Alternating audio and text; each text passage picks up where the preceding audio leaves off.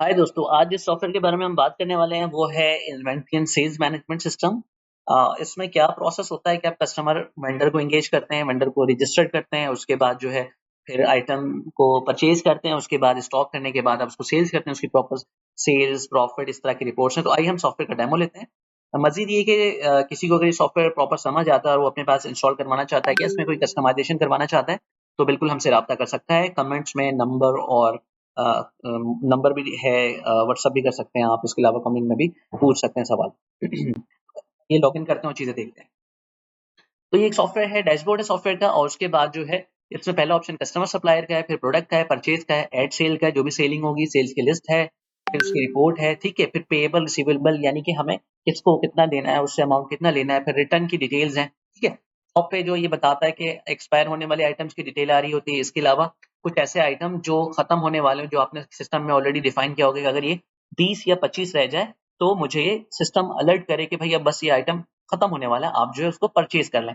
इसी तरह से किसी का पेमेंट ड्यू हो गया, अगर उसने डेट दी कि 15 या 20 तारीख को आप मुझसे पेमेंट देंगे या आप देंगे, तो ये सिस्टम उस डेट के बाद बताता है कि इस डेट से ये ओवर हो गया, आपने इससे जाके कलेक्ट करना है। जब आप इस पे क्लिक करते हैं तो ये डिटेल में चला जाता है उसके, ठीक है। तो मैं आता हूँ यहाँ पे डैशबोर्ड के ऊपर। डैशबोर्ड पे आके सबसे पहले आपने जाना है कस्टमर सप्लायर पे।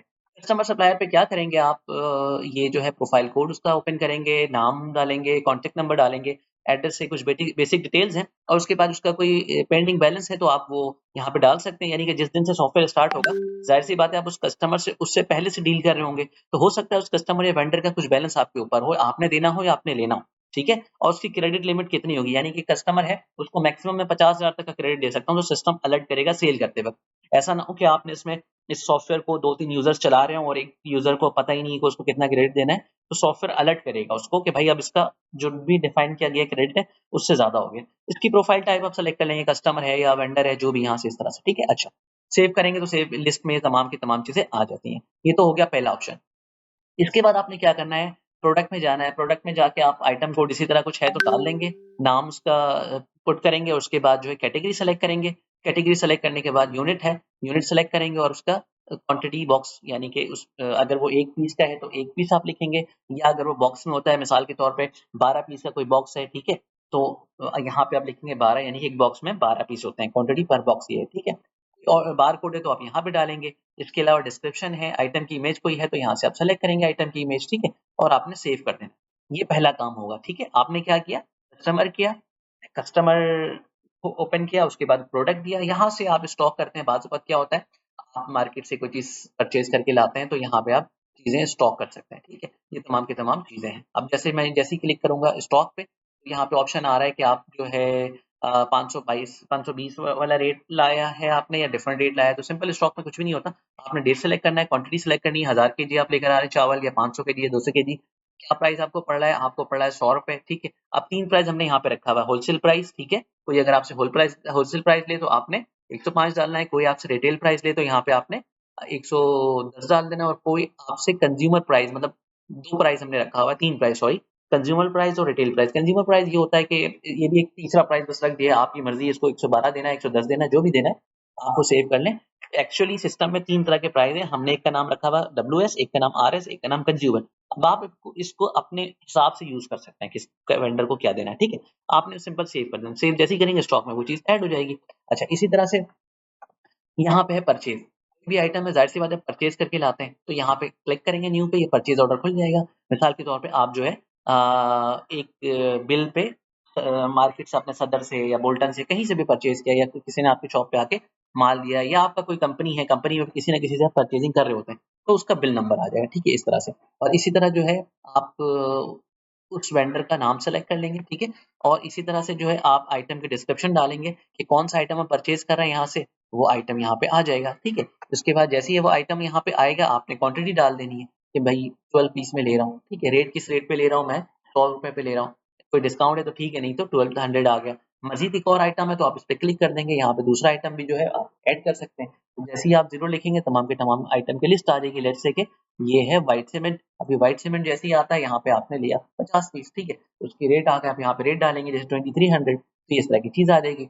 इसी तरह से आपने एडिशनल इन्फॉर्मेशन कुछ है तो दें, और यहाँ पे कोई टैक्स अप्लाई होता है वो दें, पेड अमाउंट उस टाइम कितना कर रहे हैं, मिसाल के तौर पे 1 लाख पेड अमाउंट आप कर रहे हैं तो 1 लाख लिख दीजिएगा, तो यहाँ पे बैलेंस बता देगा 16,000 है, डिस्काउंट कुछ मिल रहा है तो भी देख दें, यहाँ पे डिस्काउंट 200 का मिल रहा है, ठीक है। तो अब ये इस तरह से चीजें आ जाएंगी कि भाई 1 लाख रुपए यहाँ पे लिखा और डिस्काउंट 200 का मिल रहा है तो ये बैलेंस है।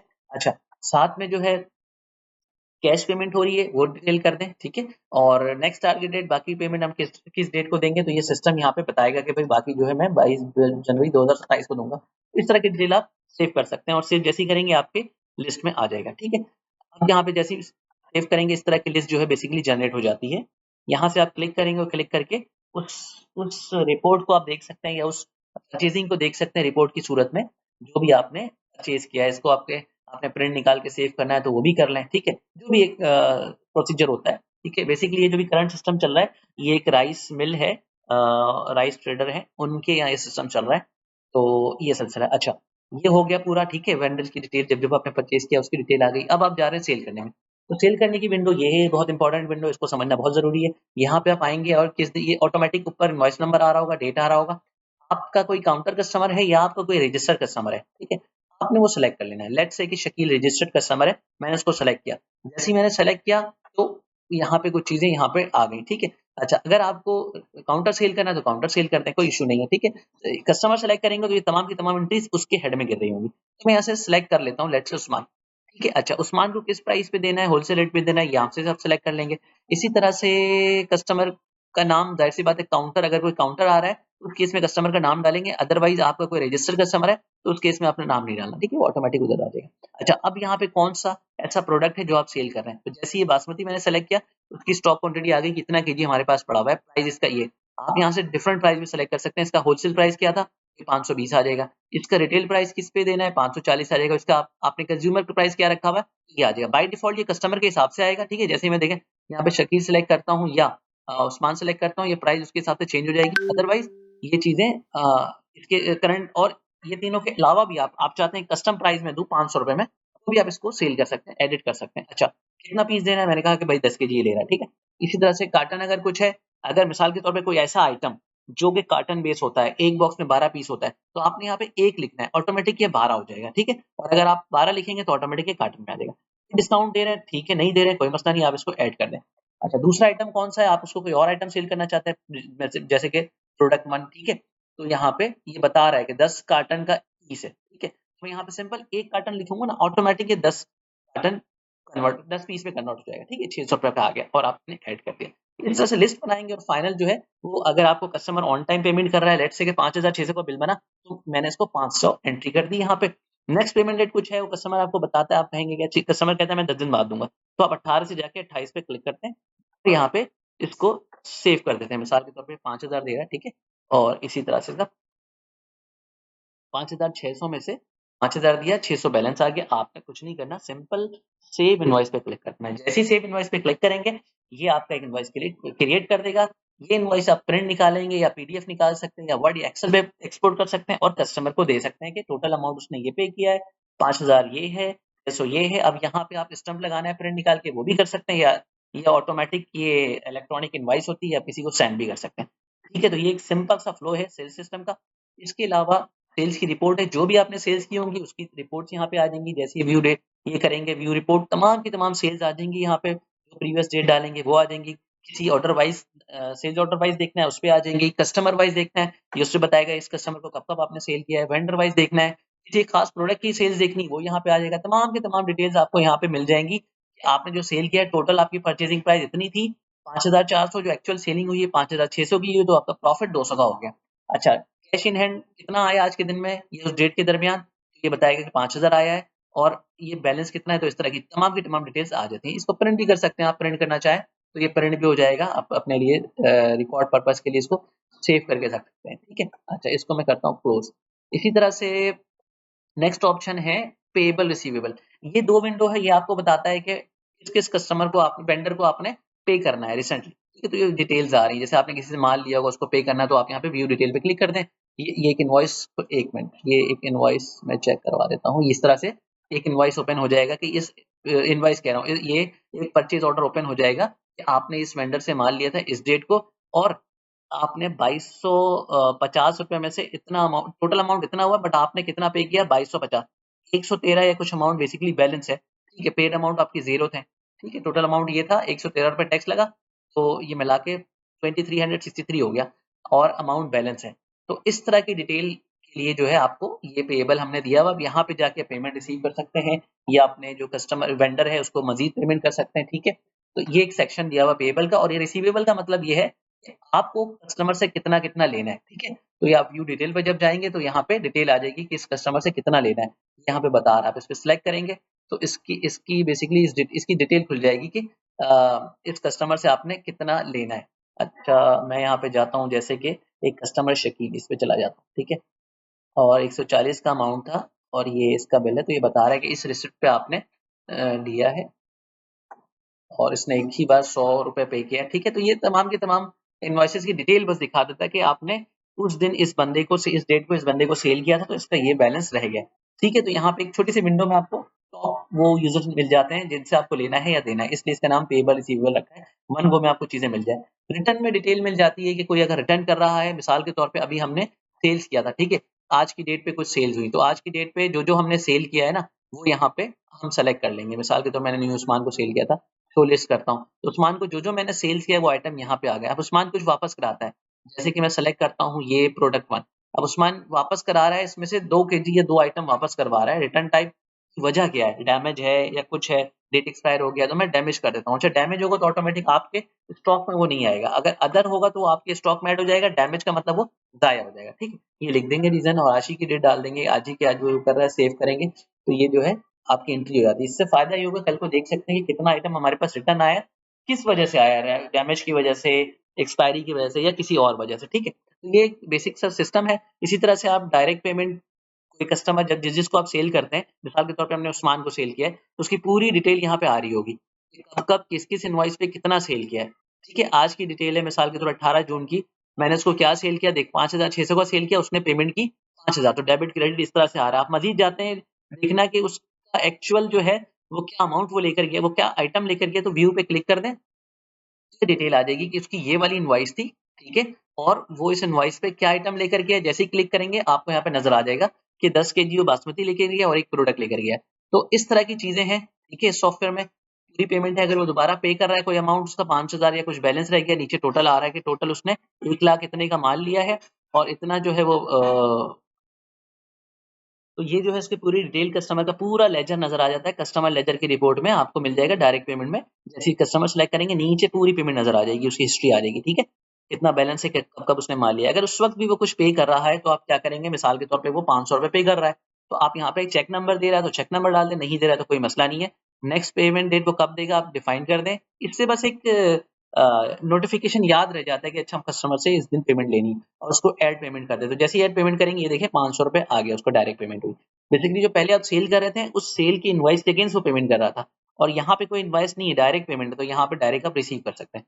तो क्या आपसे गलती हो जाती है, कोई ऐसा इश्यू हो तो पेमेंट करेक्शन में जाके आप उसको करेक्ट कर सकते हैं। यहाँ पे पेमेंट करेक्शन की विंडो है, मिसाल के तौर पे अमाउंट एडिट करना है, कोई ऐसी चीज करनी है तो आप यहाँ पे क्लिक करेंगे, ठीक है। आप यहाँ पे क्लिक करेंगे और क्लिक करने के बाद ये एडिट पे ये विंडो ओपन हो जाएगी। आप क्या करेंगे, इसका अमाउंट करेक्ट करके अपडेट कर देंगे, ठीक है। तो ये जो है चीजें अपडेट हो जाएंगी, ठीक है। अगर किसी ने चेक दिया है तो चेक के अगेंस्ट क्या कर सकते हैं, आप सिंपल एडिट पे जाते हैं और यहाँ पे चेक क्लियर हो जाता है और अपडेट कर देते हैं, तो चेक क्लियरेंस मार्क हो जाएगा, ठीक हो गया। अच्छा, इसी तरह से ड्रिल डाउन रिपोर्ट में क्या है, ये सिंपल एक रिपोर्ट है लेकिन आपको वन गो में एक वन आई व्यू में चीजें समझा देता है कि अच्छा ये एक कस्टमर है आपका, मिसाल के तौर पे उस्मान, आज तक उस्मान ने जो है ना वो 17,000 का सामान लिया है और 16,000 की अभी तक पेमेंट की है। तो आपने देखना है कि यार क्या-क्या इसने लिया है, किस-किस डेट को लिया, तो जैसे ट्री ओपन करेंगे ना, यहाँ पे आ जाएगा कि उसने इस मंथ में इतना-इतना सामान लिया है। अब मिसाल के तौर पे मैं इसको ओपन करता हूँ, जैसे कि ये, जैसे ही मैं इसको ओपन करता हूँ जून, तो अभी क्या आ जाएगा,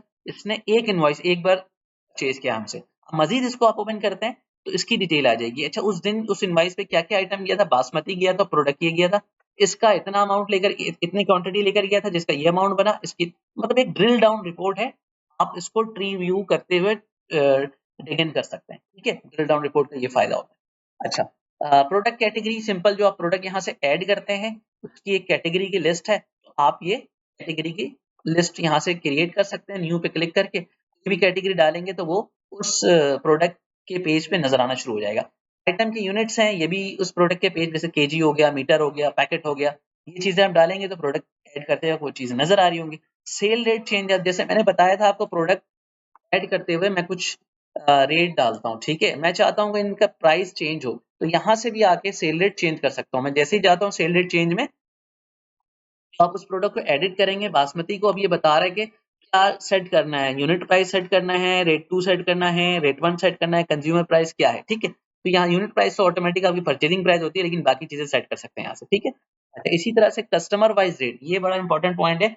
बाजू का क्या होता है, एक प्रोडक्ट 100 रुपए का आता है, आपने 3 रेट सेट कर दिया कि 112 रुपए, 115 रुपए, 120 रुपए में सेल करूंगा, लेकिन कुछ आपके बहुत क्लोज कस्टमर होते हैं या कुछ ऐसे प्रीमियम कस्टमर होते हैं जिनको आपको बहुत खास रेट पे देना होता है, तो यहाँ से आप वो रेट सेट कर सकते हैं। न्यू पे क्लिक करिएगा, कस्टमर की आईडी डालिएगा, जैसे शकील, ठीक है। कस्टमर की आईडी डालने के बाद प्रोडक्ट आईडी सेलेक्ट कर लेंगे, इस कस्टमर को ये वाला जो प्रोडक्ट है इस खास रेट पे मिले, मतलब 100 रुपए में।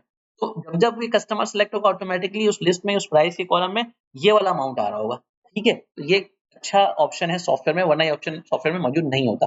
स्टॉक की डिटेल देखनी है आपको, तो आप स्टॉक के यहाँ से डिटेल देख सकते हैं कि तमाम के तमाम स्टॉक जो प्रोडक्ट है वो, उसका प्राइस ये है, एक्सपायरी ये है, परचेजिंग प्राइस ये था, ठीक है। और इस वक्त मेरे पास जो क्वांटिटी ये इतनी पड़ी हुई है, 100 50, ठीक है, क्वांटिटी क्वांटिटी है। तो आप इसको देख सकते हैं, टोटल अमाउंट जो है ना 2 लाख 2.5 लाख जो बनता है वो इस वक्त बन रहा है। अच्छा, यहाँ पे फिल्टर कर सकते हैं कि मैं वेंडर 1 के कितने स्टॉक्स है मेरे पास ना, तो वेंडर 1 का कुछ नहीं है, वेंडर 2 के कितने स्टॉक्स हैं वो यहाँ से देख सकते हैं। तो इस तरह की चीजें फिल्टर हो जाएंगी।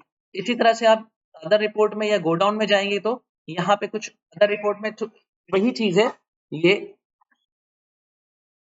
तो ये भी वही रिपोर्ट है, बस ये है कि इसमें लिमिटेड कॉलम्स हैं, जिसमें प्रोडक्ट, प्रोडक्ट का नाम, प्रोडक्ट का कोड, उसकी परचेजिंग प्राइस आ रही है और क्वांटिटी क्या आ रही है। टोटल बता रहा है कि आपके पास ये प्रोडक्ट इस वक्त, आज की डेट को, जिस वक्त आप ये रिपोर्ट देख रहे हैं, तो इतने अमाउंट का ये माल पड़ा है आपकी शॉप में। और इसी तरह से ऊपर टोटल आ जाएगा कि 2,70,000 का माल पड़ा हुआ है। तो ये रिपोर्ट भी एक प्रॉपर, एक मतलब आप कह सकते हैं ओवरव्यू ऑफ स्टॉक की रिपोर्ट होती है कि आपको महीने में, 15 दिन में, या किसी भी डेट को देखना है कि इस वक्त मेरी शॉप में कितने का माल पड़ा हुआ है, कितने अमाउंट टोटल माल पड़ा हुआ है। तो ये आपको टोटल बता देता है कि आइडिया हो जाता है, अच्छा मेरे पास इस वक्त शॉप में जो है इतने का अमाउंट का माल पड़ा हुआ है, ठीक है। अच्छा, इसी तरह से मजीद एक और रिपोर्ट है यहाँ पे, जब आप नीचे आते हैं एड मैनुअल मार्केट, ये भी लिस्ट है बेसिकली। जब आप परचेजिंग में जाएंगे ना, परचेज में जाके आप न्यू करते हैं और यहाँ पे पीओ की लिस्ट आ रही होती है वो वेंडर की, तो वो वेंडर लिस्ट यहाँ से ऐड करते हैं, ऐड मैनुअल मार्केट या ऐड वेंडर कर लें, तो ये चीजें वहां पे आ रही होती है, ठीक है। इसी तरह से ऐड प्रोडक्ट, ऑल प्रोडक्ट की लिस्ट, जो आपने प्रोडक्ट डाले होंगे यहाँ पे बेसिक लिस्ट नजर आ रही होती है, ठीक है। उसको भी रिपोर्ट प्रिंट कर सकते हैं कि भाई तमाम के तमाम प्रोडक्ट की लिस्ट मेरे को प्रिंट होकर मिल जाए, तो ये आपको यहाँ से मिल जाएगी, ठीक है, इस तरह की चीज है। अच्छा, इसी तरह से आप परचेज रिपोर्ट देखना है, तो परचेज रिपोर्ट जिस तरह आप यहाँ पे सेल करते हैं, ठीक है, और सेल्स की लिस्ट आती है, यानी कि सेल्स रिपोर्ट आ जाता है, तो परचेज रिपोर्ट बेसिकली ऊपर ऑप्शन कम होने की वजह से यहाँ पे दे दिया है। सेम एज इट इज है, जैसे सेल्स की रिपोर्ट देखते हैं, आप परचेज की भी रिपोर्ट डालते हैं, व्यू रिपोर्ट करेंगे ना, तो आपको यहाँ पे वो चीजें मिल जाएंगी कि कब कब आपने क्या क्या परचेज किया है, ठीक है।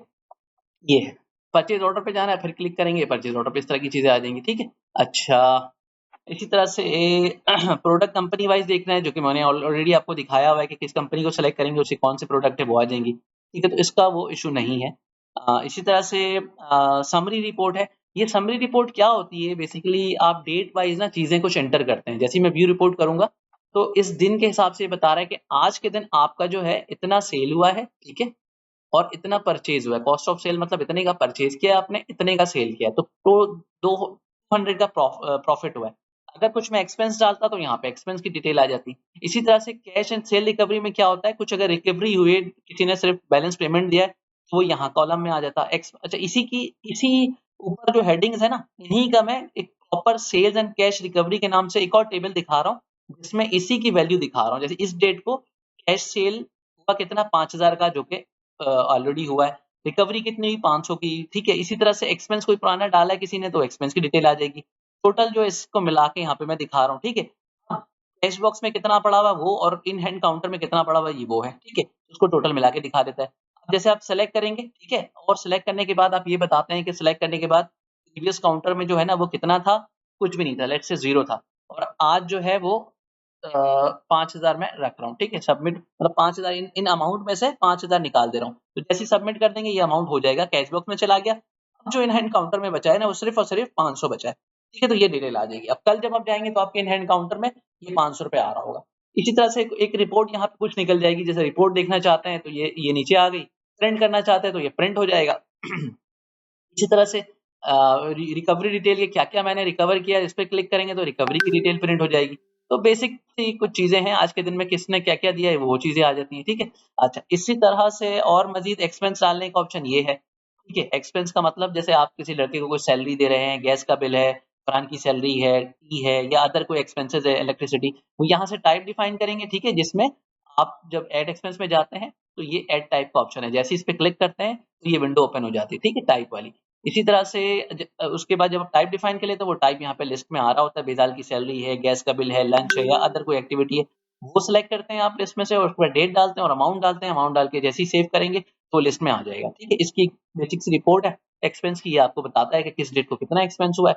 आप अगर डेट वाइज़ फ़िल्टर भी लगाना चाहते हैं और सॉर्टिंग करके बता देते हैं, अच्छा भाई डेट वाइज़ इतना हुआ है, इस तरह की चीज़ें हैं, कस्टमर वाइज़ इतना हुआ है, इस तरह की चीज़ें हैं, बताते चला जाता है। ठीक है, तो एक बेसिक सी रिपोर्ट है और इसमें क्लियर फ़िल्टर करें और मज़ीद आपने देखना है मैंने फरहान को यूज़र वाइज़ कितना है, ठीक है? तो ये सारी की सारी चीज़ें आपको ये बता देगा यहाँ पे, कि बेसिक सी रिपोर्ट है। इसी तरह सिक्योरिटी यूज़र्स है, यहाँ पे क्या होता है कि आप यूज़र्स क्रिएट कर सकते हैं। लेट्स से आप एडमिन हैं, आप शॉप के ओनर हैं या अपने बिज़नेस के ओनर हैं या अपने बिज़नेस चला रहे हैं, तो आपको तो पूरी एडमिन डिटेल होनी चाहिए, लेकिन आप एक लड़का रखते हैं, एक यूज़र होता है जो सिर्फ़ और सिर्फ़ सेल्स कर सके, तो यहाँ से आप यूज़र को क्रिएट कर देते हैं, ठीक है? ये यूज़र नेम है, पासवर्ड है, फुल नेम है, जैसे ऑलरेडी हमारे पास कुछ यूज़र क्रिएट हुए हैं, जैसे कि लारेब है। मैं इसको सेलेक्ट करूँगा, अच्छा अब इसको रोल क्या देना है, तो मैं सेलेक्ट करके असाइन रोल में जाता हूँ और यहाँ पे बताता हूँ ये कुछ नहीं करेगा, ये सिर्फ़ और सिर्फ़ सेल ऑर्डर देखेगा, ठीक है? और प्रोडक्ट की स्टॉक भी नहीं डालेगा और ये कस्टमर से पेमेंट रिसीव कर सकता है। तो यहाँ पे डायरेक्ट पेमेंट का एक फॉर्म है, वो ची यूज़र फॉर्म है, इस तरह से और एक्सपेंस की एंट्री करेगा और लॉगिन कर सकता है। ये करके दे दें तो वो यूज़र जो है इसको लॉगिन कर लेगा। इसके अलावा वो कोई काम भी नहीं कर सकेगा, ठीक है? तो इस तरह से आप सेव करेंगे, तो इस तरह से मल्टीपल यूज़र्स क्रिएट कर सकते हैं। आप एज़ अ एडमिन सारी की सारी चीज़ें देख सकते हैं, बट आपके जो यूज़र्स हैं डिपार्टमेंट वाइज़ वो सिर्फ़ अपने डिपार्टमेंट का काम कर सकते हैं। तो मज़ीद इसमें कोई कस्टमाइज़ेशन रिक्वायर्ड हो, आपको ये सॉफ्टवेयर उम्मीद है समझ आया होगा, ठीक है? अच्छा, जो टॉप पे मैं दिखा रहा हूँ टोटल एक्सपायरी, जो आइटम एक्सपायर होने वाले हैं, ये उनकी लिस्ट है। टोटल रीऑर्डर जो आइटम जो आपने डिफाइन किया होगा कि भाई इस क्वांटिटी से लेस हो जाए तो हमें आप बता दें, ठीक है? तो ये इस लिस्ट में सारी चीज़ें आ रही हैं कि वो आइटम जो भी एक्सपायर होने रीऑर्डर करना है, जो खत्म होने वाले हैं। पेमेंट ड्यू में वो आ जाएगा कि भाई जिस कस्टमर से मुझे पेमेंट लेनी है, इनका ड्यू हो चुका है, ठीक है? तो ये इस लिस्ट में वो चीज़ें आ जाएँगी। तो उम्मीद है ये सॉफ्टवेयर आपको समझ आया होगा। मज़ीद कुछ इसमें चेंजिंग करवानी है अपने बिज़नेस के हिसाब से, छोटा बिज़नेस, बड़ा बिज़नेस जो भी हो, तो आप इसमें चेंजिंग करवा सकते हैं। कॉन्टैक्ट नंबर गिवन है, कमेंट्स में भी कमेंट भी कर सकते हैं। इसके अलावा गिवन कॉन्टैक्ट नंबर पे कॉल और व्हाट्सएप भी कर सकते हैं। आज के लिए यही था, मिलेंगे नेक्स्ट टॉपिक के साथ, इजाज़त दें, अल्लाह हाफ़िज़।